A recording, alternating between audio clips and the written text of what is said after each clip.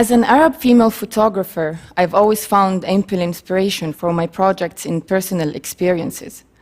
The passion I developed for knowledge, which allow me to break barriers towards a better life, was the motivation for my projects. I read, I write.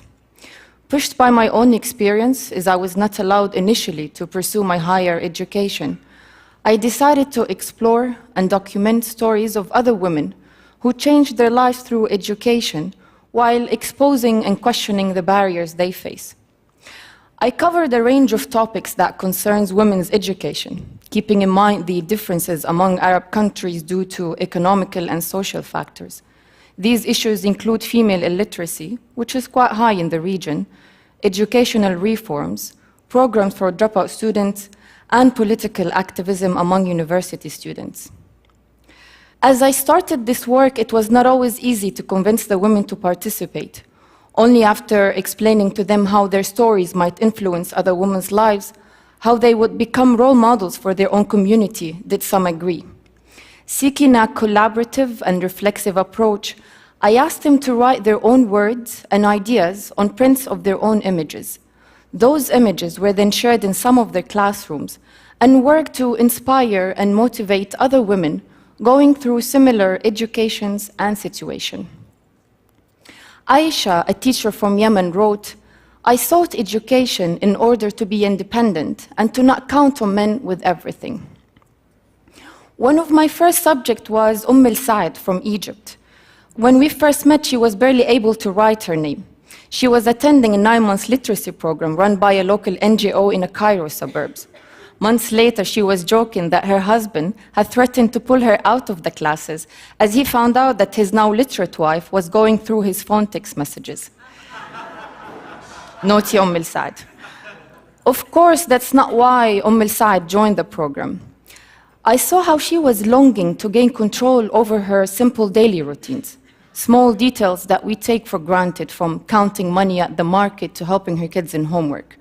Despite her poverty and her community's mindset, which belittles women's education, Saad, along with her Egyptian classmate, was eager to learn how to read and write. In Tunisia, I met Asma, one of the 4 activist women I interviewed. The secular bioengineering student is quite active on social media. Regarding her country, which triggered what has been called the Arab Spring, she said, "I've always dreamt of discovering a new bacteria. Now, after the revolution, we have a new one every single day." Asma was referring to the rise of religious fundamentalism in the region, which is another obstacle to women in particular. Out of all the women I met, Faiza from Yemen affected me the most. Faiza was forced to drop out of school at the age of 8 when she was married. That marriage lasted for a year. At 14, she became the 3rd wife of a 60-year-old man. And by the time she was 18, she was a divorced mother of 3. Despite her poverty, despite her social status as a divorcee in an ultra-conservative society, and despite the opposition of her parents to her going back to school, Faiza knew that her only way to control her life was through education. She is now 26. She received a grant from a local NGO to fund for her business studies at the university.